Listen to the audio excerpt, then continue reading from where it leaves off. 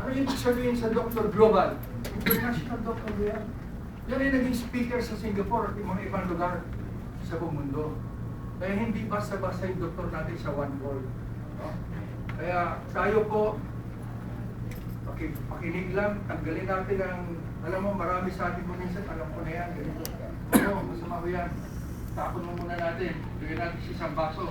Makinig tayo ng gusto kay doktor. Kung meron pa yung lapis sa papel, sulat natin yung mga important points. Pangalawa ho, suggestion ko, later on, kikita tayo lahat, umayag kayo sa akin ng radio commentator, magkaroon kayo ng tape recorder.